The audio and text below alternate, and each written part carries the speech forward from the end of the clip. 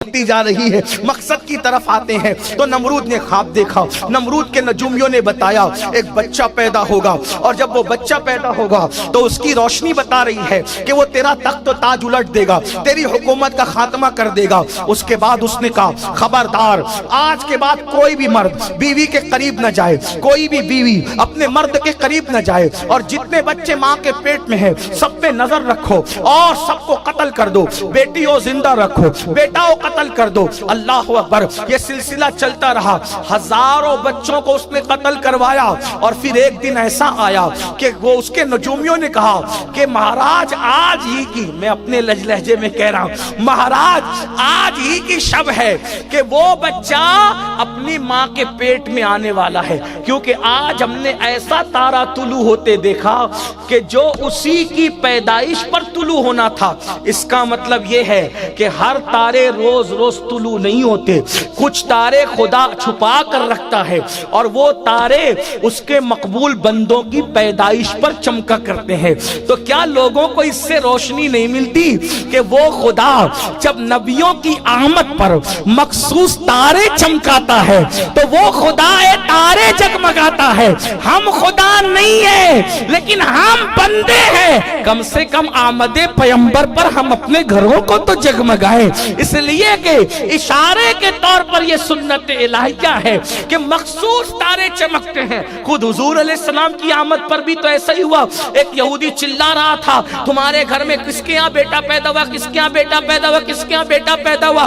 تو لوگوں نے کہا چلاتا کیوں ہے، بیٹے تو روز پیدا ہوتے، کس کے ہاں پیدا ہوا کا کیا مطلب ہے. کہا وہ روز پیدا ہوتے الگ ہے، آج ایک ایسا تارا میں نے طلوع ہوتے دیکھا جو صرف آخری نبی کی پیدائش پر طلوع ہونے والا تھا، وہ طلوع ہو گیا. وہ کہتے ہیں یہ تو لائٹنگ بدعت ہے اور وہ تو شرک ہے. ارے نادان، قدرت چمکاتی ہے نا تارے، تو جس کی قسمت کے ستارے چمکتے ہیں وہی آمد پیغمبر پر کچھ چمکاتے ہیں، جن کے نصیب چمکتے ہیں، جن کے دل چمکے ہوئے ہیں. لیکن کچھ لوگوں کو تو فضول خرچی ہی لگتا ہے. بہرحال تو اس تو کہا کہ آج وہ تارا طلوع ہوتے ہم نے دیکھا، وہ آج اپنی ماں کے پیٹ میں آئے گا. اتنا ڈر تھا وہ خود بھی اپنی بیوی کے قریب نہیں گیا، وہ بھی خود جنگل میں چلا گیا کہ کہیں ایسا تو نہیں کہ کچھ اور ہی ہو. اور پھر سارے مردوں کو دور رکھا. بالآخر صبح ہوئی تو نجومیوں نے کہہ دیا جو آنا تھا وہ آ گیا شکم. اس کا مطلب قدرت اپنا لکھا ہوا پورا کرتی ہے. کوئی حکومت کتنی ہی دہشت گردی کر لے کسی کو روکنے ٹوکنے کے لیے، حکومتوں کی نہیں چلتی، اصل حاکم حقیقی کی چلتی ہے. ہاں اس لیے پوری دنیا کے انسان جو مظلوم ہیں ان کو پیغام دے دیا جائے کہ زمین کے اوپر یہ جتنے ٹٹو ہیں یہ بہرحال خدا کی بارگاہ میں مجبور ہے. ہونا وہی ہے جو قادر و مقتدر چاہے گا اور کسی کی چلنے والی نہیں ہے. ان اللہ علی کل شیء قدیر. اور حالات بدلنے کے لیے کوئی براہیم ضرور دنیا میں آتا ہے. ہر ظلم کی انتہا ہے، ہر ظلم کی انتہا ہے. جب رات تاریک ہوتی ہے تو صبح کا سویرا نمودار ہوتا ہے. ہر موسم بدلتا ہے. جب گرمی شباب پر آتی ہے تبھی بارش کا موسم آتا ہے. جب بارش شباب پر آتی ہے تب سردی کا موسم آتا ہے. جب سردی شباب پر آتی ہے پتا چلا جب کسی کا شباب ہوگا تو اس کا خاتمہ ضرور ہوگا. دنیا میں اگر ظلم کا شباب ہے تو لوگوں کو خوشخبری ہے اس شباب کے بعد ظلم کا اندھیرا ختم ہونے والا ہے اور انصاف کا سورج طلوع ہونے والا ہے. اللہ اکبر. اس لیے اللہ کے بندو اللہ کے در سے چمٹے رہو، اللہ کی دہلیز سے لپٹے رہو. مایوس ہونے کی ضرورت نہیں ہے، امید پر جیو. نا امیدی کفر ہے. اقبال نے کہا تھا بتوں سے تجھ کو امیدیں خدا سے نامیدی، بتوں سے تجھ کو امیدیں خدا سے نامیدی. مجھے بتا تو صحیح اور کافری کیا ہے، کفر اور کیا چیز ہے کہ تجھے دوسروں سے امید ہے اور خدا سے امید نہیں. نہیں نہیں، دیکھو اتنے پہروں میں آنے والا آ گیا. المختصر یہ 9 مہینے بیت گئے. حضرت طارق کی بیوی نے اللہ اکبر جو ہے ولادت کے وقت جنگل کا رخ کیا. ایک اور خاص بات، عورتوں کے شکم میں، بے حیائی کی بات نہیں کر رہا صرف سمجھانے کے لیے، عورتوں کے شکم میں جب بچہ آتا ہے تو اس کا اظہار ہوتا ہے. لیکن ابراہیم خلیل اس دور میں آئے کہ چونکہ نظریں ڈالی جا رہی تھی تو شکم میں رہے، لیکن ماں کا پیٹ ظاہر نہیں ہوا۔ پتا چلا نبی پیدا بھی ہوتا ہے تو عام بشر کی طرح نہیں آتا، بلکہ معجزاتی طور پر آتا۔ جنگل گئی، ایک غار میں ولادت ہو، حضرت طارق اپنی بیوی کے ساتھ تھی۔ اتنا خوبصورت بچہ، کتنا خوبصورت۔ حضور علیہ السلام فرمایا کرتے تھے کہ میرے دادا ابراہیم میرے ہم شکل تھے، ہاں وہ میری طرح تھے۔ آقا فرماتے ہیں وہ میری طرح خوبصورت تھے، بہت حسین و جمیل تھے ابراہیم علیہ السلام، لیکن رو پڑی، اتنا خوبصورت بچہ گھر لے جاؤں گی نمرود کاٹ دے گا، ہزاروں بچے اسی کی وجہ سے تو قتل کیے ہیں، تو کاٹ نہ دے، چھوڑ دیا، غار میں چھوڑ دیا، چلی گئی۔ دیکھو اللہ والوں کا امتحان، پیدائش کتنے خطرناک ماحول میں۔ ایک بات یاد رکھ، اللہ جس کی حفاظت کرے، فانوس بن کے جس کی حفاظت ہوا کرے، وہ شمع کیا بجھے جسے روشن خدا کرے۔ یہاں اپنے طالب علموں سے کہتا ہوں، آپ کہتے ہو ہمارے ساتھ تعصب ہوتا ہے، ہماری مارکس کاٹی جاتی، ہمیں نوکریاں نہیں ملتی۔ میں کہتا ہوں محنت کرو اور تقدیر کی الجھی ہوئی زلفوں کو ناخن تدبیر سے سنوارنے کی کوشش کیا کرو۔ کسی حالات سے متاثر نہیں ہونا اور بالکل مایوس نہیں ہونا، ڈٹو، چیلنجز کا مقابلہ کرو۔ ہم مارنے پیٹنے والے لوگ نہیں، ہم لڑنے جھگڑنے والے لوگ نہیں، لیکن حالات کا مقابلہ عقاب کی طرح کرو۔ جیسے جب بارش ہونے والی ہوتی ہے، چڑیا، کوے، چیل سب بارش کا ان کو اندازہ ہوتا ہے، اب ٹھنڈی ہوا آ رہی تو بارش ہوگی، بادل آئے تو بارش ہوگی، سب اپنے اپنے گھونسلوں میں جا کر کے گھس جاتے ہیں۔ ایک ہی پرندہ ہوتا ہے، نہ جو گھونسلہ بناتا ہے نہ جو گھونسلے میں جاتا ہے، اس کو عقاب کہتے ہیں۔ عقاب وہ انتظار کرتا ہے اے بارش آ تاکہ میں تیرے چیلنج کا مقابلہ کروں، اور جب بارش جتنی زور ہوتی ہے وہ اتنی بلندی پہ اڑتا ہے اور موسم کے ساتھ انجوائے کرتا ہے۔ کیا ہوتا ہے؟ وہ انجوائے کرتا ہے موسم کے ساتھ، موسم بدلتا ہے، عقاب کا کچھ نہیں بگاڑتا۔ بلا تمثیل مومنوں کے بچوں تم عقاب کی طرح ہو، موسم کوئی ہو اس سے انجوائے کیا کرو، ڈرا مت کرو، اس لیے کہ ہونا وہی ہے جو اللہ چاہے گا۔ موت لکھی ہے موت آئے گی، زندگی لکھی ہے زندگی ہوگی، یاد رکھنا۔ اللہ اکبر۔ ایک غار میں ابراہیم علیہ السلام کو ڈال کر ماں نکل گئی، بتائیں کیا ہے؟ انگوٹھا چوستے ہیں تو انگوٹھے کے اندر دودھ آ رہا ہے، انگوٹھے میں اللہ نے دودھ پیدا کر دیا۔ کوک لوگ اللہ کی شان کو سمجھیں، توحید کو سمجھیں، اللہ کی قدرت کو۔ اگر آج بھی کوئی ابراہیم کی طرح انگوٹھا چوسنے والا ہو تو خدا اس کے انگوٹھے میں بھی غذا پیدا کرتا ہے۔ اللہ اکبر۔ انگوٹھا چوستے، ماں چلی گئی، ہفتے بھر کے بعد آئی تو سینہ دھڑک رہا تھا، ماں تو ماں ہوتی، سینہ دھڑک رہا تھا، کیا؟ اللہ اکبر۔ میرے لال کا کیا ہوا ہوگا؟ جنگل کے درندے کھا چکے ہوں گے، قصہ تمام ہو چکا ہوگا، لیکن فوراً دل نے کہا اے ابراہیم کی امی، تو کیا یہ بول کر نہیں گئی تھی اللہ یہ بچہ میں نے تیرے سپرد کیا؟ یہ بچہ میں نے تیرے تو جو چیز اللہ کو سونپی جائے وہ کبھی ضائع نہیں، جو چیز اللہ کو سونپی جائے وہ کبھی۔ اسی لیے گھر سے بچے نکلو تو ان کو فی امان اللہ کہا کرو، اور تم گھر سے نکلو تو بچوں کو یاد کراؤ کہ وہ تمہیں فی امان اللہ کا مطلب ہوتا ہے اللہ کی امان میں، اور جو چیز اللہ کی امان میں ہو اس کا کبھی نقصان نہ ہو۔ بلکہ اس کی برکت میں نے دیکھی، اس کی برکت ہم نے اپنے بزرگوں سے سنا تھا، ہم نے اپنی آنکھوں سے کئی مرتبہ دی۔ میرے تیسرے نمبر کے بھائی حافظ سید مقیم، ان کا ایکسیڈنٹ ہو، مالیگاؤں کے ہاسپٹل میں لے کر گئے، پورا محلہ سحری کے وقت رمضان شریف میں پورا محلہ جمع ہو گیا۔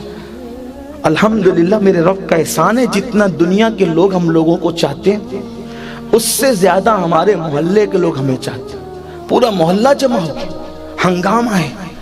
ہاسپٹل لے گئے تو ڈاکٹر دھیرے دھیرے ڈریسنگ کرتا ہے، میں تو اندر نہ جا سکا، مجھ سے خون نہیں دیکھا جاتا، اندر نہ جا سکا، تو تاخیر ہو رہی تو میں نے کہا ہمارے ساتھی جمیل رضوی صاحب سے کہ بھئی جلدی نکالو، کیونکہ ڈاکٹر کہتا ہے یہاں علاج نہیں ہوگا، دھولیا لے جانا، مالیگاؤں سے دھولیا 50 کلومیٹر، دھولیا لے جانا پڑے۔ تو ڈاکٹر سے کہو جلدی کرو، تو وہ ڈاکٹر کو کہتے ہیں بھی جلدی کر، تو کہتا ہے دھلیا لے جانا یا علاج نہیں ہوگا تو جلدی کر، معاملہ بہت نازک۔ تو اس نے کان میں کہا دھلیا نہیں جا پائے گا یہ، اسی لیے میں دھیرے دھیرے کر رہا ہوں کہ جو ہونا یہی ہو جائے۔ یہ حالت تھی، یہ نہیں جا پائے گا دھلیا۔ وہ اس نے کہا کہ تو جلدی کر، جو ہونا ہے وہ ہوگا لیکن تو جلدی کر۔ اور انہوں نے آ کے میرے کان میں یہ بات کہی اور پھر اس کو ایمبولینس میں رکھا گیا۔ میں تو نہ جا سکا، ساتھ میں میرا حوصلہ نہ تھا۔ گھر کے لوگوں نے کہا جا رہے، میں نے کہا جو ابراہیم اور موسیٰ کی امیوں نے کہا تھا میں بھی وہی کہتا ہوں، اس کو میں نے تیری امان میں دیا، فی امان اللہ، اللہ کی عزت کی قسم، اللہ کی عزت کی قسم، کہ ٹھیک 1 ہفتے کے بعد وہ اچھا ہو کے گھر آ گیا۔ اس لیے آپ سے بھی کہتا ہوں اللہ پہ بھروسہ، دیکھو اللہ سے کچھ چیزیں لینے کے لیے نیک ہونے کی ضرورت نہیں ہے، اللہ پر بھروسہ ہونا چاہیے۔ دعا کی قبولیت کے لیے بھی نیک ہونے کی ضرورت نہیں، اللہ پہ بھروسہ ہونا چاہیے۔ اپنی باتیں اللہ سے منوانے کے لیے نیک ہونے کی ضرورت نہیں، اللہ پہ بھروسہ ہونا چاہیے۔ جو اللہ پہ یقین کرے اللہ اس کے لیے کافی ہے۔ اس لیے گھر سے نکلو تو فی امان اللہ بول کر اپنے بچوں کو یہ یاد دلا دو، فی امان اللہ۔ فی حضرت ابراہیم علیہ السلام کی امی نے کہا کہ میں تجھے تیری امان میں دیتی ہوں، اور جب واپس لوٹی تو دل دھک دھک کر رہا تھا، فوراً خیال ہے تو نے تو اللہ کی امان میں دیا ہے نا۔ جب وہاں پہنچی تو کیا دیکھا، جنگل کے درندے چاروں طرف سے گھیر کے بیٹھے ہیں اور حضرت ابراہیم کی حفاظت کرتے ہیں۔ اسی غار کے اندر ابراہیم علیہ السلام کی پرورش ہوئی اور تقریباً 11 یا 12 سال تک کے ابراہیم علیہ السلام اسی غار میں رہے، اور جب عمر بڑھ گئی تب آپ باہر تشریف لائے، اور جب باہر آئے تو پھر جو کیا وہ ایک طویل داستان ہے، لیکن بات بہت دور سے دور گئی، اینڈ کی طرف جانا تو ہوگا۔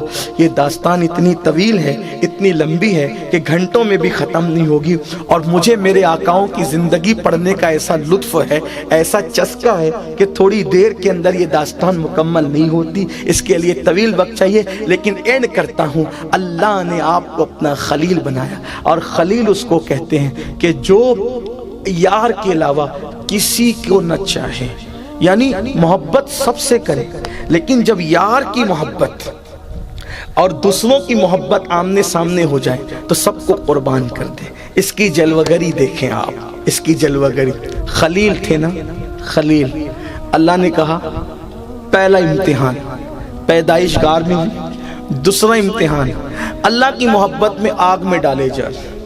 نمرود سے مناظرہ کیا تھا نا آپ نے، نمرود سے کہا تھا میرا اللہ وہ ہے جو مارتا بھی اور جلاتا بھی ہے، تو اس الو نے کہا کہ یہ کام تو میں بھی کر سکتا، مارو جلا تو میں بھی سکتا۔ کیسے جلا سکتے ہو؟ ایک آدمی جا رہا تھا، اس کو پکڑ کے مروا ڈالا، دیکھو کہا میں نے مار دیا، اور ایک کو پھانسی کی سزا تھی، اس کو چھڑا کر کے کہا گھر جا، تو کہا دیکھو میں نے زندگی دے دی۔ ابراہیم علیہ السلام نے کہا یہ سمجھتا ہی نہیں ہے موت اور زندگی کے فلسفے کو، تو آپ نے اس سے ایک بات کہی سمجھانے کے لیے، فرمایا میرا اللہ مشرق سے سورج نکالتا ہے، اگر تو خدا ہے تو مغرب سے نکال کے بتا۔ قرآن کہتا ہے حالت خراب ہو گئی، فَبُهِتَ الَّذِي كَفَرَ، ہاں پھر وہ خدا بننے والا ہیبت زدہ ہو کر کے رہ گیا، کیونکہ دلیل تھی نا ابراہیم علیہ السلام کی۔ ہاں تو پھر اس کے بعد کیا کہا، حضرت ابراہیم علیہ السلام سے کہا کہ ہم تجھے، اچھا وہ دور قحط سالی کا دور تھا، جب مناظرہ ہوا تو قحط سالی کا دور تھا، سب کو نمرود گیہوں چاول تقسیم کرتا تھا، اناج تقسیم کرتا تھا۔ ابراہیم علیہ السلام نے مناظرہ کیا تو کہا میں تم کو اناج نہیں دوں گا، اب جاؤ بھوکے مرو۔ اب یہ نکلے گھر سے، مناظرہ کیا، اب گھر والوں کو کہہ کے نکلے کہ میں کچھ نہ کچھ اناج لے آؤں، نمرود کے پاس کچھ نہ کچھ وہ سب کو دے رہا ہے تو میں مجھے بھی دے گا، مناظرہ ہار گیا تو نہیں دیا۔ ابراہیم علیہ السلام نے سوچا کیا کرنا، تو 2 بوریاں لی، اس میں مٹی بھر دی، اور مٹی بھر کے لے کر گئے، اور حضرت سارا گھر میں تھی، لے جا کر کے رکھ دیا، چپکے سے رکھ دیا، کچھ کہانی، اور جا کے لیٹ گئے۔ حضرت سارا آئی، کہا کہ اناج لائے تو اطلاع تک نہیں دی، جا کے سو گئے، تھکن تھی۔ حضرت سارا بڑی پیاری زوجہ ہیں حضرت ابراہیم خلیل اللہ علیہ السلام، بڑی وفادار، فرما بردار، اللہ اکبر، لیکن کبھی کبھی تھوڑا سا منہ میں باتیں کر لیتی تھی، تو ایک دن شکایت کی اللہ سارا مجھ سے منہ چلاتی ہے۔ اللہ نے فرمایا ابراہیم میں نے تجھے خلیل اسی لیے تو بنایا نا کہ تو بیوی کی باتوں پہ صبر کر لیتا ہے، کر دے گے تو کیا انداز ہے، اللہ اکبر۔ تو تو بہرحال تو کہا کہ مجھے اطلاع تک نہیں دی. بوری کھولی تو اس میں گیہوں تھے, جلدی سے پیسا, روٹی بنائی, روٹی کی خوشبو سنی, اٹھ کے بیٹھ گئے. فرمایا یہ روٹی کہاں سے لائی روٹی؟ کہا وہ جو آپ اناج لائے تھے نا وہ بوریوں میں, اسی سے تو روٹی بنائی. تو ابراہیم علیہ السلام سمجھ گئے ہم نے تو مٹی بھری تھی, میرے اللہ نے مجھے رزق عطا فرمایا. پتہ چلا اگر حکومتیں دہشت گردی پر اتر آئے اور روزی نہ دے تو رزاق وہ نہیں, رزاق اللہ ہے. کوئی توکل تو کر کے دیکھے. بہرحال پھر حضرت ابراہیم علیہ السلام کی یہ شان تھی. پھر پلان تیار ہوا, یہ ایسے نہیں رکے گا, اس کو آگ میں ڈالو. اور آگ میں ڈالنے کے لیے اتنی بڑی انگار تیار کی جس کا طول و عرض تقریباً 12 میل بتایا جاتا ہے. ایک وجود کو ڈالنے کے لیے اتنا لمبا چوڑا انتظام. مختلف اقوال میں آپ کے سامنے پیش کیا. اور اس کے بعد پورے عراق میں ہنگامہ, ابراہیم کو جلائیں گے, ابراہیم کو جلائیں گے, ابراہیم کو جلائیں گے, ابراہیم کو جلائیں گے.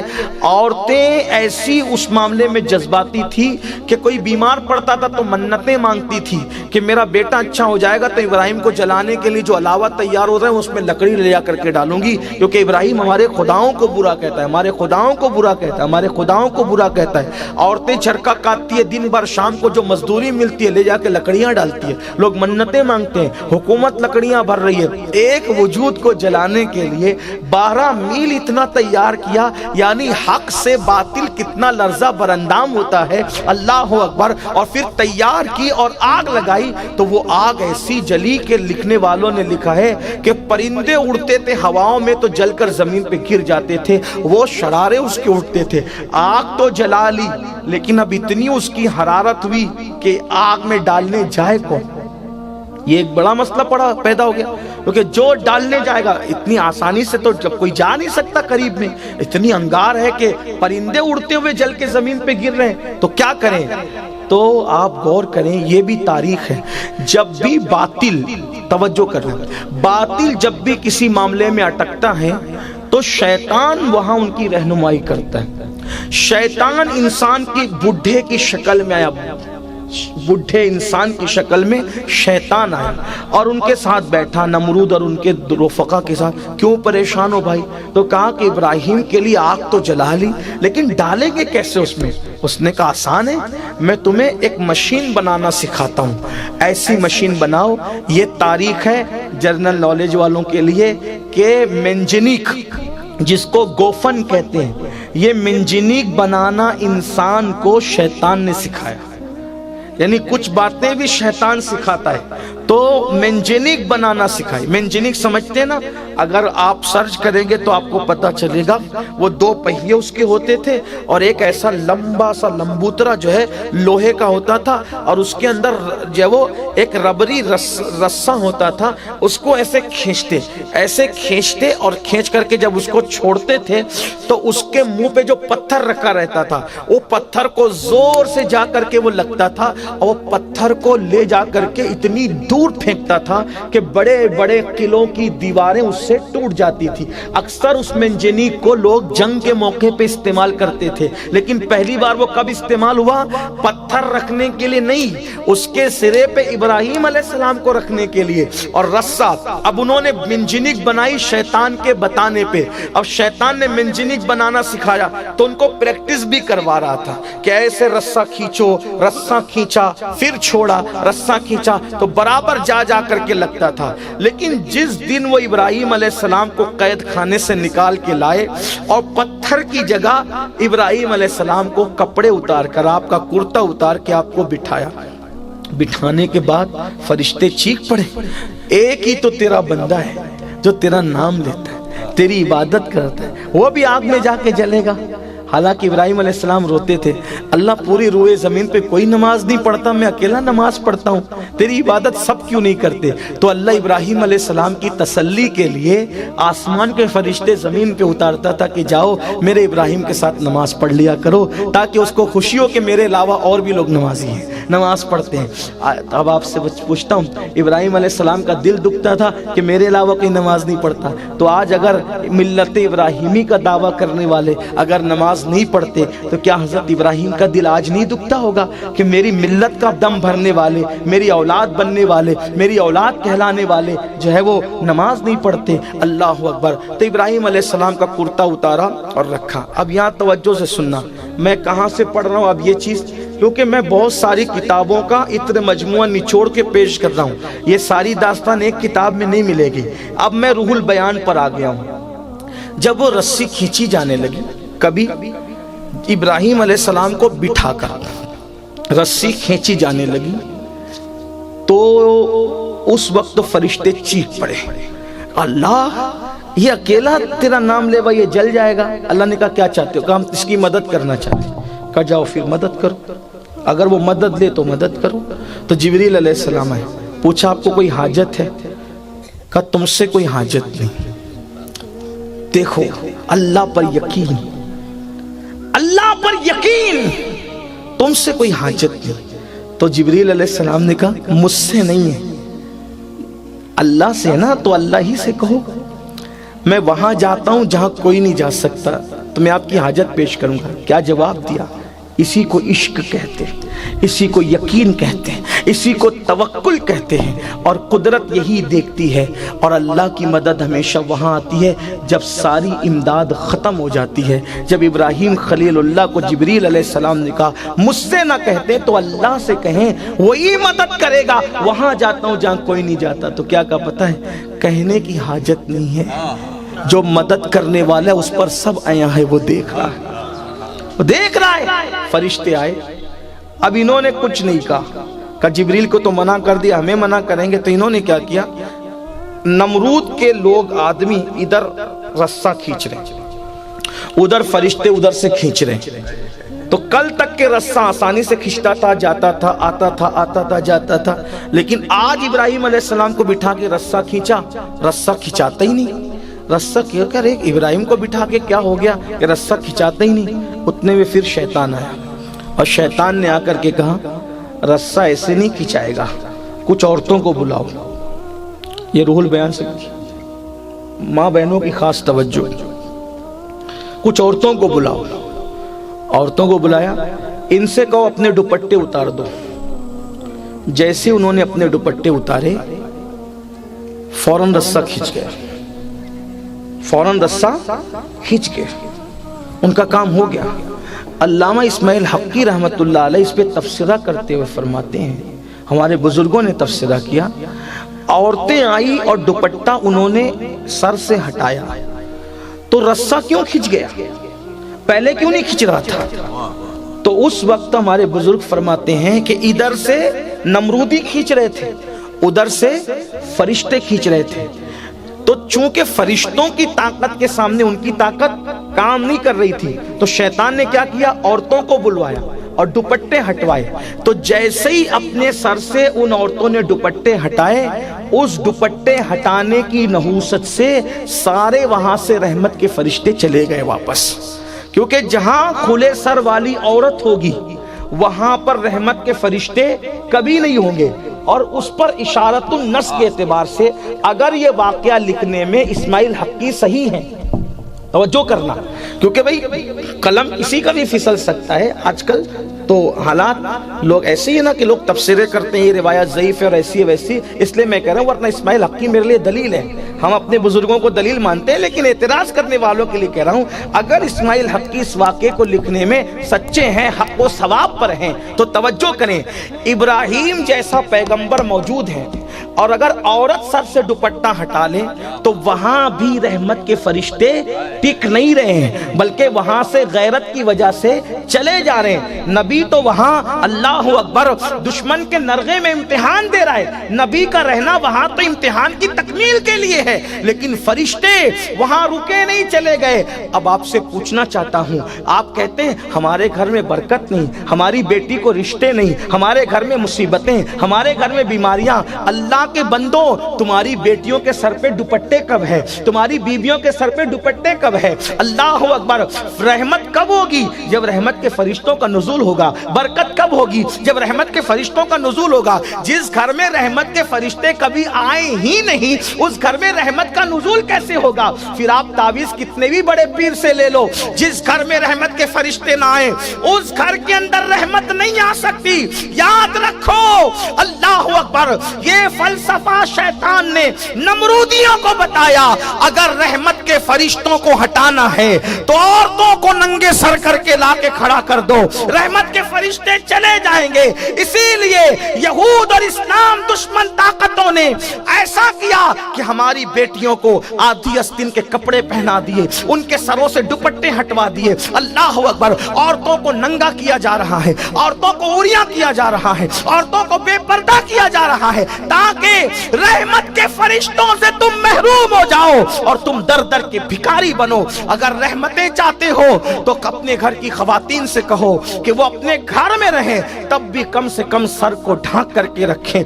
बल्कि इससे बड़ी एक बात अल्लामा इस्माइल हक्की ने लिखी है कि जब अल्लाह के रसूल अलैहिस्सलाम पहली वही के बाद घर में आए, तवज्जो कर, ये सूरतुल अंबिया के बाब में उन्होंने लिखी है इस्माइल हक्की अलैहिर्रहम। जब हुजूर घर में तशरीफ लाए तो हजरत खदीजा से कहा, अम्मा खदीजा पाक से, ज़म्मिलूनी मुझे चादर उड़ाओ। तो कहा क्या हुआ? फरमाया मैं एक फरिश्ता देख रहा हूँ। फरिश्ता? हाँ। उसने क्या कहा? इक़रा बिस्मि रब्बिकल लज़ी, पूरी दास्तान बताई। तो कहा रुकिए, अभी वो फरिश्ता दिखता है आपको? हाँ दिख रहा है।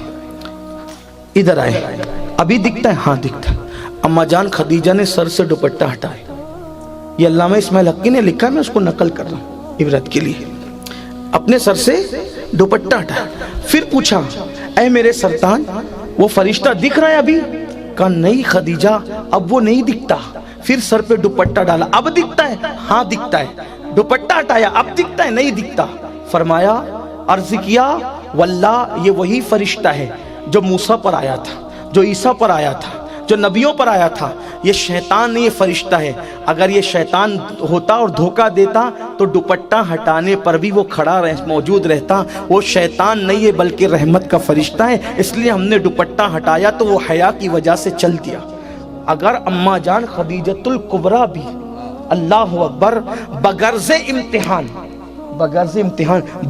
इम्तिहान सर से दुपट्टा हटा ले तो रहमत का फरिश्ता वहां से चला जाता। हमारे घरों की क्या हैसियत है? ये इस्माइल हक्की उठा करके रूल बयान जाके आप देखें, उन्होंने कहां तक इंसाफ किया ये वो जाने। लेकिन अंदाजा फरमाएं तो ये जो 30-30, 35-35 साल की बच्चियों को रिश्ते नहीं आ रहे, परेशान हो, करवटें बदलते हो, रोजी रोटी के लिए, बीमारियों के लिए, सब परेशान। हर बंदा तावीज़ से इलाज चाहता है। रसूलुल्लाह ने तो इतना बड़ा तावीज़ हमें दे दिया, उससे बड़ा तावीज़ क्या होगा? शरीयत पर अमल करते जाओ, सुकून से जिंदगी गुजारते जाओ, शरीयत मुतारा का दामन पकड़ो, चैन की जिंदगी गुजारते जाओ। बहरहाल फिर ये हुआ इख्तिसार के साथ के हजरत इब्राहीम अलैहिस्सलाम को मंजनिक पे बिठा के जब रस्सी खींची गई तो रस्सा खिंचाया और इब्राहीम अलैहिस्सलाम की पुश्त पर, वो जो पत्थर पे मारा जाता है, वो पुश्त इब्राहीम पे मारा गया और हजरत इब्राहीम को मंजनिक के ज़रिए से जो है वो आग में डाला गया। कोई दुआ नहीं, कोई किसी की मदद नहीं, कुछ नहीं। जैसे इब्राहीम अलैहिस्सलाम आग के अंदर पहुँचे, जब सारी मदद के रास्ते बंद होते हैं तब अल्लाह की मदद आती है। जैसे आग में पहुंचे, अल्लाह ने फरमाया, या नार कूनी बरदम व सलामन अला इब्राहीम, ऐ नार, ऐ आग, मेरे इब्राहीम पर सलामती के साथ ठंडी हो जा। मुफस्सिरीन कहते हैं जिस दिन इब्राहीम पर आग ठंडी हुई, उस दिन पूरी दुनिया में आग ने जलाने का काम कहीं नहीं किया, पूरी दुनिया की आग ठंडी हो गई। लेकिन क्या कहा? सलामन अला इब्राहीम, सलामती के साथ ठंडी हो जा। मुफस्सिरीन कहते हैं अगर अल्लाह सलामती के साथ ना फरमाता तो आग इतनी ठंडी हो सकती थी कि नुकसान पहुंचाती। तो फिर ठंडी हुई तो अब तो वो आग ना रही, वो बाग बन गई। अब आपको हैरत होगी, आज़र जो चचा था, तो जब इब्राहीम अलैहिस्सलाम निकले तो अब आपकी पोजीशन दूसरी थी, सब रश्क की नजर से देखते थे।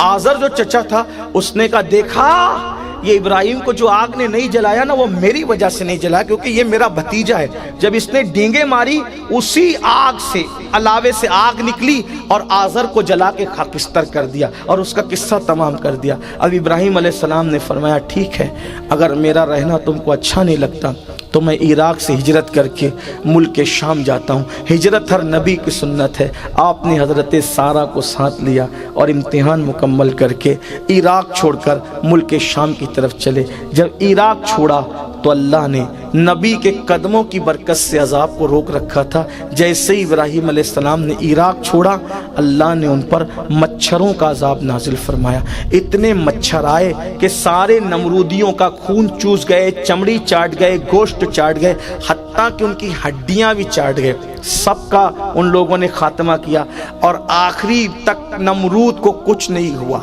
ये सब वो मंजर देखता रहा, तड़पता रहा, सिसकता रहा और आखिरी में फिर नमरूद की नाक में एक लंगड़ा मच्छर घुसा।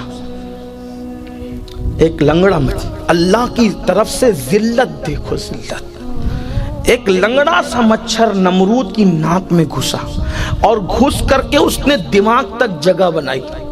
और वो जब हरकत करता तो नमरूद के सर में ऐसी तकलीफ होती कि वो चीखता और उसको सुकून कब मिलता पता है? जब उसके सर पे जूते मारे जाते, तब उसको आराम मिलता।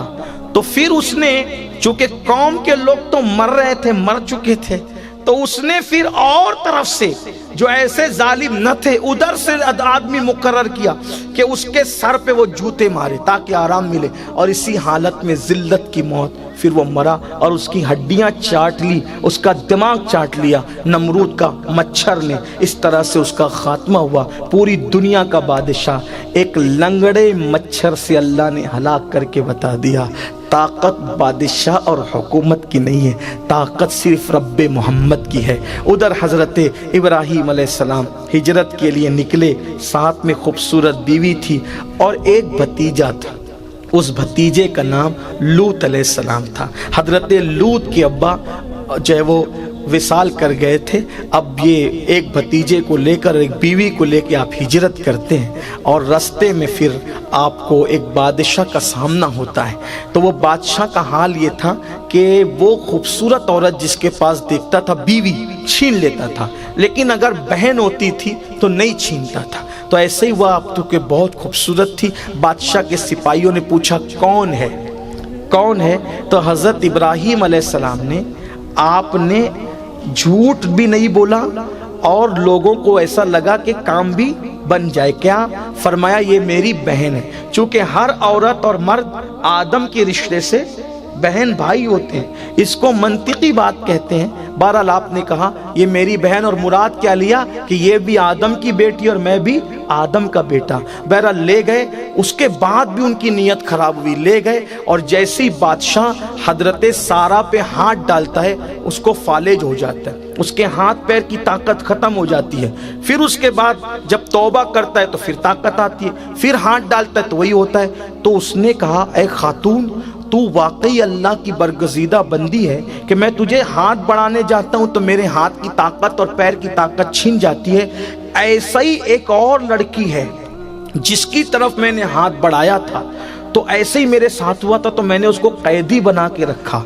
तो वो तेरी ही बिरादरी की है, मैं उसकी तरफ हाथ न बढ़ा सका। मैं तुझे भी आज़ाद करता हूँ और उसको भी तेरे साथ आज़ाद करता हूँ। तो वो बहुत खूबसूरत खातून थी और वो भी किसी बादशाह की बेटी थी जो ये बादशाह उठा करके फौजों के जरिए से लाया था और उन पर दस्त दराजी न कर सका था। जब साथ किया, हजरत सारा ने अपनी ही जैसी बिल्कुल खूबसूरत और नूरानी खातून को देखकर पूछा, तेरा नाम क्या है? तो अर्ज किया, मुझे हाजरा कहते हैं। जब हजरत सारा गई और उसके बाद हजरत इब्राहीम अलैहिस्सलाम से कहा कि ये ऐसा ऐसा वाक़या, फिर पूरा बताया, आप एक काम करें, ये हमारे साथ चलेगी। तो इब्राहीम अलैहिस्सलाम से अर्ज़ किया कि हमें औलाद नहीं है और बहुत दिन बीत गए, हम चाहते हैं कि घर में औलाद पैदा हो। एक काम करें, आप इससे निकाह कर लें, हो सकता है अल्लाह इसी की वजह से आपको औलाद अता करे। तो हज़रत इब्राहीम अलैहिस्सलाम ने फिर हज़रत حضرت ہاجرہ کے ساتھ نکاح فرمایا. اس طرح یہ بیوی آپ کے نکاح میں آئی. اور حضرت ابراہیم علیہ السلام کی عمر جب 80 سال ہو گئی، ملک شام بھی پہنچے، ہجرت بھی ہو گئی، 80 سال ہو گئی، تب آپ کی دعا کا اثر ظاہر ہوا اور اللہ نے 80 سال کی عمر میں جبکہ داڑھی اور سر کے بال سفید ہو گئے، آپ کو بیٹا عطا کیا اسماعیل علیہ السلام کی شکل میں. اب یہاں ایک بات عرض کروں، ابراہیم علیہ السلام سے پہلے لوگوں کے بال سفید نہیں ہوتے تھے. سب سے پہلے جس کے بال سفید ہوئے وہ ابراہیم علیہ السلام ہے.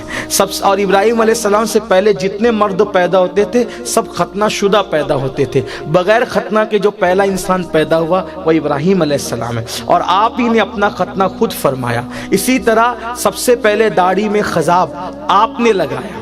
اسی طرح مہمان نوازی سب سے پہلے آپ نے کی. اسی طریقے سے جو ہے وہ ناخن کاٹنے کا عمل بھی آپ ہی سے ہے. اسی طریقے سے گلے ملتے جو معانقہ کرتے یہ آپ ہی کی ایجاد کردہ سنت ہے. بہت ساری چیزیں ابراہیم علیہ السلام نے پہلے، بلکہ حضرت ابراہیم علیہ السلام ہر سال حج کیا کرتے تھے. اسی طرح قربانی بھی آپ ہی کی شروعات ہے. اس طرح سے جو معروف ہے، بہت بڑی بابرکت ہستی ہے ابراہیم علیہ السلام. تو 80 سال کی عمر میں جب داڑھی اور سر کے بال سفید ہو گئے تب اللہ نے اسماعیل علیہ السلام. اب آپ کو حیرت ہوتی 80 سال میں کیسے بچہ ہوا؟ 80 سال میں، ارے اللہ کے بندو، جب ابراہیم علیہ السلام پیدا ہوئے تو حضرت ابراہیم علیہ السلام کے ابا حضرت طارق کی عمر 528 سال تھی. اتنی لمبی عمر ہوتی تھی. جب 500 سال سے تجاوز ہوئی ابراہیم علیہ السلام کے والد کی عمر، تب ابراہیم علیہ السلام پیدا ہوئے. منجلے بیٹے تھے. اس کے بعد بھی ایک چھوٹا بیٹا پیدا ہوا حضرت ابراہیم علیہ السلام کے والد کی یہاں. تو 80 سال کی عمر میں بیٹا پیدا ہوا. 500 سال میں جب ہوتا تھا تو 80 سال میں کون سی بڑی بات ہے؟ یہ اس دور کی بات ہے. آج تو 60 سال میں بھی ہڈیاں کام نہیں کرتی، آدمی کرسی میں بیٹھ کے نماز پڑھنے لگتا ہے. لیکن وہاں 500 سال کی عمر میں اللہ اولاد عطا کرتا تھا. تو بہرحال تو یہ ابراہیم علیہ السلام کی داستان. پھر یہ ہوا کہ حضرت اسماعیل علیہ السلام کی جب ولادت ہوئی. اینڈ کر رہا ہوں، حالانکہ ابھی جتنا سنا وہ تھوڑا ہے، جتنا باقی رہ گیا زیادہ ہے، لیکن بہرحال اختتام کر دیتے ہیں. اینڈ کہیں کرنا ہوگا، ہمیں بھی سفر کرنا ہے، ہمیں بھی جانا ہے. تو جب بیٹا پیدا ہوا اسماعیل، بہت خوبصورت تھے. میرے نبی کے دادا اسماعیل علیہ السلام بہت حسین و جمیل تھے. تب چونکہ جب ادھر بچہ نہیں تھا اور ادھر بچہ آ گیا، تو جب تک بچہ نہیں تھا تو دونوں ساتھ رہتی تھی، پیار سے رہتی. جب ادھر بچہ آیا اور توجہ زیادہ ہو گئی ابراہیم علیہ السلام کی، تو حضرت سارہ نے کہا کہ ایک کام کریں، اب ہاجرہ کو میں اپنے گھر میں نہیں رکھوں گی. یہ غیرت تھی، سوکنوں کی غیرت پھر غیرت ہوتی. تو کہا کہ میں گھر میں نہیں رکھوں گی، آپ اس کو کہیں اور لے کر جائیں. حضرت ابراہیم علیہ السلام سوچ رہے تھے کہ کہاں لے جائیں. اللہ نے وہی فرمائی، ابراہیم سارہ جو کہتی ہے وہ ہمارا حکم ہے. نہ ہاجرہ تمہارے پاس رہے گی نہ اسماعیل. اس کو تم نے وہاں لے جانا ہے جس کو وادی غیر ذی زرع کہتے ہیں. نہ وہاں پانی ہے، نہ درخت ہے، نہ کھانا ہے، نہ چڑیا، نہ کوے، نہ آدم ذات، جانور، کچھ نہیں، کوئی نہیں. جس کو آج کل ہم مکہ شریف کہتے وہی وادی غیر ذی زرع تھی. نہ پانی تھا، نہ کھانا تھا، نہ چیل، کوے، پرندے، شجر، کچھ نہیں تھا. ایک چٹیل سا میدان. گویا کہ یوں سمجھ لے کہ جس کو مار ڈالنا اس کو وہاں ڈالنا ہے. وہاں جانے کے بعد انسان نے مر ہی جانا ہے. اللہ اکبر. جب اللہ کا حکم آیا، دیکھو خلیل، اللہ کی محبت پر کسی کی محبت کو غالب نہیں آنے دیا. جب حکم خدا آیا تو ابراہیم علیہ السلام نے حضرت ہاجرہ سے کہا چلو، دودھ پیتا بچہ ہے. ایک بات بتاؤں، جب بیوی کے گھر پہلا بچہ پیدا ہوتا ہے تو بیوی سے پیار اور بڑھ جاتا ہے، بہت محبت بڑھ جاتی ہے. بلکہ جب بیوی مراد سے ہوتی ہے تبھی پیار میں اور اضافہ ہوتا ہے، قدرتی بات ہے. اور جب بچہ پیدا ہوتا ہے تب تو اور زیادہ محبت ہو جاتی ہے. لیکن اللہ جیسے خدا کا حکم آیا، چوں چاں کچھ نہیں، فرمایا چلو. کہاں چلو؟ لیکن کیا وہ خواتین تھی، کیسی وہ عورتیں تھی. اللہ اکبر. اس دور کی عورتیں کیسی تھی، خواتین کیسی تھی. شوہر نے کہا چلو، چل پڑی. جب پہنچے جسے آج کل ہم مکہ کہتے ہیں، وادی غیر ذی زرع، ایک ٹیلے کے پاس بٹھایا، کھجور دیا، پانی کا مشکیزہ دیا. اچھا اب تم کو یہیں رہنا ہے اسماعیل کے ساتھ. اور پلٹ گئے. حضرت हाजरा उठी, मेरा कसूर क्या है, मेरी गलती क्या है, आप मुझे यहाँ छोड़ के जा रहे हैं, ये वादी गैर ज़ी ज़रा, ये जंगल चटियल मैदान, दरख्त नहीं, साया नहीं, कुछ नहीं, आप मुझे कहाँ छोड़ के जा रहे हैं। हज़रत इब्राहिम को बहुत प्यार था हज़रत हाजरा से, उनका मुंह भी नहीं देखते थे, अगर मुंह देख लूँगा तो कहीं बीवी की मोहब्बत अल्लाह के हुक्म पर अमल करने में कहीं मुझे तामुल में गिरफ्तार न कर दे। न बीवी का मुंह देखा, न बच्चे का मुंह, सर नीचा करके जा रहे हैं। पीछे बीवी कहती है किसके भरोसे छोड़ जा रहे हैं, बस नज़र झुका के चेहरा मोड़ के कहा अल्लाह के भरोसे। क्या ये अल्लाह का हुक्म है? हाँ अल्लाह का हुक्म है। हाजरा ने कहा अगर ये अल्लाह का हुक्म है मेरे लिए अल्लाह काफी है, मेरे लिए अल्लाह काफी है। और याद रखना जो कह दे अल्लाह काफी है तो उसके लिए अल्लाह काफी है। जाकर बैठ गई। इब्राहिम अलैहिस्सलाम दूर गए, जहां से हाजरा नहीं दिख सकती थी न इस्माइल अलैहिस्सलाम बज़ाहिर दिख सकते थे।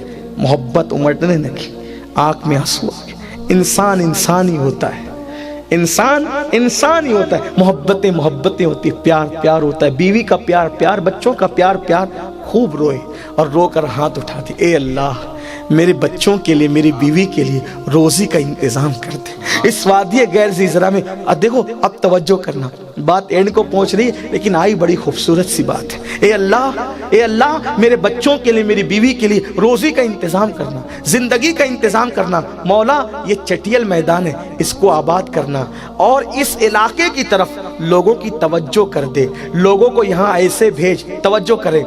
तसव्वुर में लाए आज के मक्का को और खलील की दुआ को, दुआए खलील को। ए अल्लाह इसे आबाद कर, रोजी का इंतजाम कर और लोगों की तवज्जो को इस जानिब माइल कर। यहाँ लोग ऐसे आए जैसे परिंदे घोंसलों की तरफ आते हैं, यहाँ लोग ऐसे आए जैसे परिंदे घोंसलों की तरफ आते हैं। जब मैं हाजियों को बसों से उतरते हुए और टुकड़ियों के साथ लब्बैक पढ़ते हुए हरम की तरफ जाते देखता हूँ तो मेरा दिल कहता है दुआए खलीली का असर है, क्योंकि परिंदे घोंसले की तरफ जाते हैं तो जमात दर जमात जाते हैं, टुकड़ी दर टुकड़ी जाते हैं, आवाज करते हुए जाते हैं। किसी शहर की तरफ तवज्जो करना, किसी शहर की तरफ इतनी कसरत के साथ लोग सफर नहीं करते जितनी कसरत के साथ शहर मक्का की तरफ सफर किया जाता है। ये दुआए खलीली का नतीजा है और कुछ नहीं था।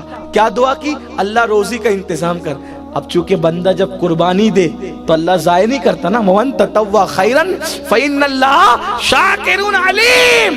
तो अल्लाह ने फरमाया जिब्रील वादी गैर ज़ी ज़रा में मेरे खलील ने बीवी बच्चा छोड़ दिया, एक काम करो, ये फल चाहता है ना, यहाँ फल चाहिए, मुल्क शाम जाओ, एक शहर उठाओ, पूरा शहर, तवज्जो करें, एक पूरा शहर उठाओ और उस शहर को लाओ और काबे का तवाफ कराओ शहर को और लाकर मक्के के बाजू में रख दो। ये शाम का शहर होगा लेकिन रहेगा कहाँ? मक्के के बाजू में। तो उस शहर को, मुल्क के शाम के शहर को उठाया जिब्रील ने और उस पूरे टुकड़े को ला करके काबे का तवाफ कराया। तो जो शहर ने तवाफ किया उसी को कहते हैं ताइफ। इसीलिए जो ताइफ है ना वो है शाम का लेकिन रखा हुआ है मक्के के बाजू में। इसलिए देखना मक्के में टेम्परेचर कितना भी हाई होगा लेकिन ताइफ के अंदर जो शाम का मौसम होगा वही ताइफ का मौसम होगा। तो पता चला ये मुल्क के शाम का उठाया हुआ शहर यहाँ आया। और फिर आप देखें पूरी दुनिया में कोई मौसम का फल मिले ना मिले, आप मक्का जाएं तो वहां हर मौसम का फल आपको मिलेगा। हजरत हाजरा रुक गई, बैठ गई, खजूरें चंद दिन में खत्म हो गई। उसके बाद अल्लाह अकबर, पानी खत्म हो गया और फिर जब खजूरें खत्म हुई, पानी खत्म हुआ, इस्माइल अलैहिस्सलाम का गला खुश्क होने लगा तो फिर रोने लगे, दूध सूख गया, रोने लगे। और फिर आपने सोचा अब तो मौत के सिवा कुछ नहीं, लेकिन कहा था मेरे लिए अल्लाह काफ़ी है। तो आपने बच्चे को ज़मीन पे लिटाया, अपने बच्चे को, और पानी की तलाश में निकली।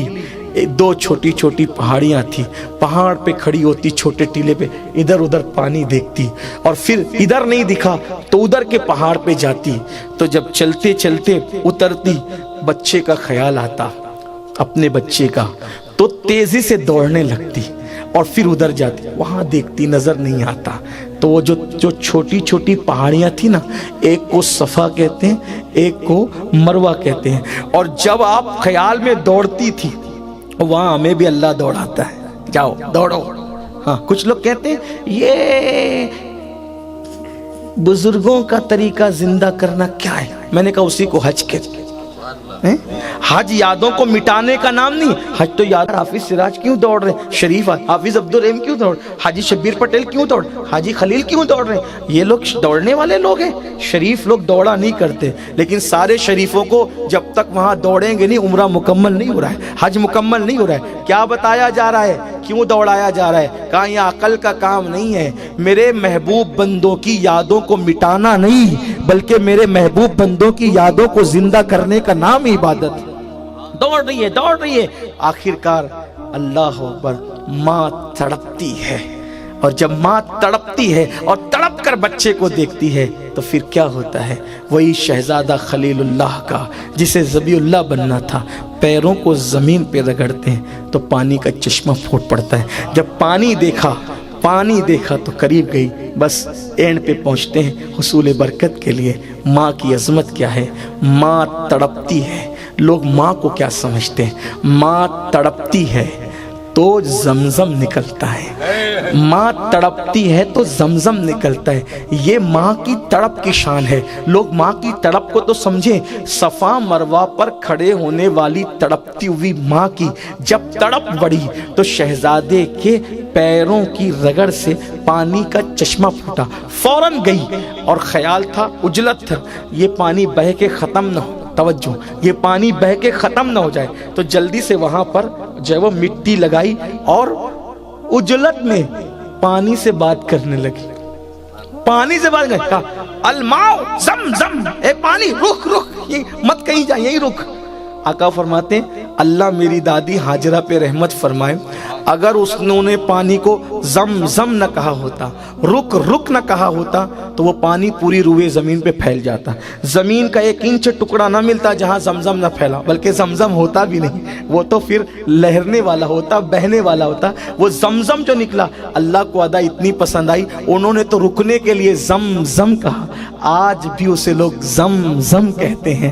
اور میرے امام جب زمزم پہ پہنچتے ہیں تو وہاں ان کو اپنے آقا یاد آتے ہیں، یہ زمزم ہے، اور میرے آقا کو جو ملا ہے وہ زمزم نہیں، وہ کم نہیں، بلکہ اس کو کوثر کہتے ہیں۔ اور پھر امام یوں بیان کرتے ہیں شان مصطفیٰ، ان کو بے مانگے ملا، ان کو رگڑ کر ایڑیاں، ان کو بے مانگے ملا، ان کو رگڑ کر ایڑیاں، صاحب کوثر کے ہمسر، صاحب زمزم نہیں، زمزم نکلا، پانی پیا۔ زمزم ایک ایسا پانی ہے، اس کی خصوصیت ہے، پیو تو بھوک بھی مٹتی ہے، پیاس بھی مٹتی ہے، تھکن بھی دور ہوتی ہے، بیماری بھی دور ہوتی ہے، جس مقصد کے تحت پیو وہ مقصد پورا ہو جاتا ہے۔ پھر زمزم نکلا تو پھر ایک قافلہ ادھر سے گزر رہا تھا، تو دیکھا کہ چڑیا اور پرندے منڈلا رہے ہیں، انہوں نے سمجھ لیا جہاں چڑیا اور پرندے منڈلائے سمجھ لو وہاں پانی ہے، آئے پانی دیکھا، پانی پیا، دیکھا ایک خاتون بیٹھی ہوئی ہیں، خاتون بیٹھی ہیں، تو پوچھا یہ کنواں کس کا ہے؟ میرا ہے، اگر اجازت دے تو ہم یہاں رکیں۔ رکو، شوق سے رکو۔ یہ پہلا قافلہ تھا جو مکے میں آ کر کے رک گیا۔ میں اکثر ذوق میں کہتا ہوں، توجہ، ذوق میں کہتا ہوں، اگر شوہر بیوی سے سچی وفا کر لے، اگر شوہر بیوی سے سچی وفا کر لے تو اس کے رخسار کے تل پر سمرقند اور بخارا جیسے شہر بستے ہیں، اور اسی کی یاد میں تاج محل جیسی عمارتیں بنتی ہیں۔ اور اگر بیوی شوہر سے وفا کر کے صداقت کے ساتھ بیٹھ جائے تو مکہ جیسا شہر بستا ہے اور کعبہ جیسی عمارت بنتی ہے۔ قافلہ آیا، بنو جرہم اس قافلے کا نام تھا، رکے ٹھہرے، اسماعیل علیہ السلام دن بدن بڑے ہو رہے تھے، اسی قافلے والے آبادی ان کی بڑی، قرار یہ ہوا زمزم ہمارا ہوگا، کنواں ہمارا ہوگا، استعمال تم کرو گے۔ پھر اس کے بعد اسی خاندان میں حضرت اسماعیل علیہ السلام کی پہلی شادی ہوئی۔ جب پہلی شادی ہوئی، یعنی ابھی آپ جو ہے وہ اس عمر کو پہنچ چکے تھے. حضرت اسماعیل علیہ السلام تقریباً شادی کی عمر کو آپ کی شادی ہو گئی، لیکن اس درمیان میں ایک واقعہ پیش آیا قربانی کا، جو آپ ہمیشہ عیدگاہ کے موقع پہ سنتے ہیں. اب وہ میں نہیں بیان کروں گا، لیکن جب شادی ہوئی تو ابراہیم علیہ السلام ہفتے میں 15 دن میں اب ملنے کے لیے اللہ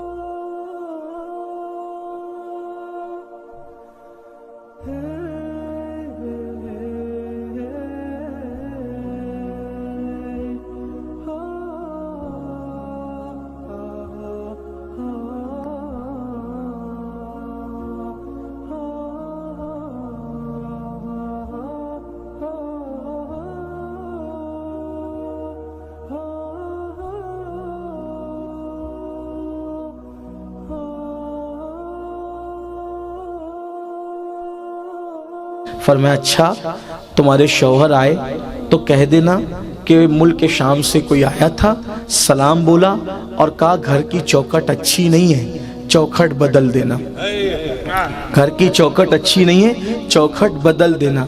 جیسے ہی چلے گئے تو اسماعیل علیہ السلام آئے تو رونے لگے، اور روئے تو پوچھا کہ بابا کی خوشبو آ رہی ہے، بابا آئے تھے کیا؟ اور تمہارے بابا کون ہے مجھے نہیں پتا، البتہ ایک بہت خوبصورت بزرگ آئے تھے. اچھا کیا کہہ رہے تھے؟ سلام کا آپ کو اور کچھ کہا کہ گھر کی چوکھٹ اچھی نہیں ہے، چوکھٹ بدل دینا. اچھا تو پھر اس کا مطلب تم میرے گھر میں رہنے کے قابل نہیں ہو. کیوں؟ اس عورت نے گھر کی شکایت کی، گھر میں اچھا نہیں ہے، حالات اچھے نہیں ہے، برکت نہیں ہے. تو جو عورت شکایت کرنے والی ہو وہ نبی کے گھر میں رہنے کے قابل نہیں ہے، کیونکہ اسماعیل علیہ السلام کے گھر میں جو عورت رہنی تھی وہ نبیوں کی ماں، سید الانبیاء کی ماں بننے والی تھی نا. تو اس لیے وہاں تو کوئی چھوٹے دل اور دماغ والے کی جگہ ہی نہیں تھی. پھر اس کے بعد چند دنوں کے بعد دوسری شادی کی اسماعیل علیہ السلام نے. پھر اس کے بعد آئے، اب بھی جنگل گئے تھے. اب آئے پوچھا کہ کہاں گئے تمہارے شوہر؟ جنگل گئے. کیا حالات ہیں؟ حضرت کیا کہنے، میرے شوہر بڑے نیک ہیں، بہت حالات اچھے ہیں، بہت اچھے سے گزر، جو ہے اللہ کا شکر ہے، اللہ جس حال میں رکھے شکر ہے. چلے گئے، کہا شوہر آئے سلام کہنا، کہا بزرگ آئے تھے کہہ گئے چوکھٹ بہت اچھی ہے، قدر کر کے عزت کے ساتھ رکھنا. آئے پھر رو پڑے، بابا کی خوشبو آ رہی ہے. کہاں کوئی آئے تھے؟ ارے بزرگ آئے تھے. کیا کہا؟ سلام کہا. اور کیا کہا؟ چوکھٹ بہت اچھی ہے تو عزت کے ساتھ سنبھال کے رکھنا. کہا اچھا اس کا مطلب میرے بابا بول گئے کہ تم میرے گھر میں رہنے کے قابل ہو. اسی خاتون کو اللہ کی تعریف اتنی پسند آئی کہ اللہ نے انہی کی نسل میں پھر محمد الرسول اللہ کو پیدا. غریب سادہ و رنگی ہے داستان حرم، نہایت اس کی حسین، ابتدا ہے اسماعیل، وما علینا الا البلاغ.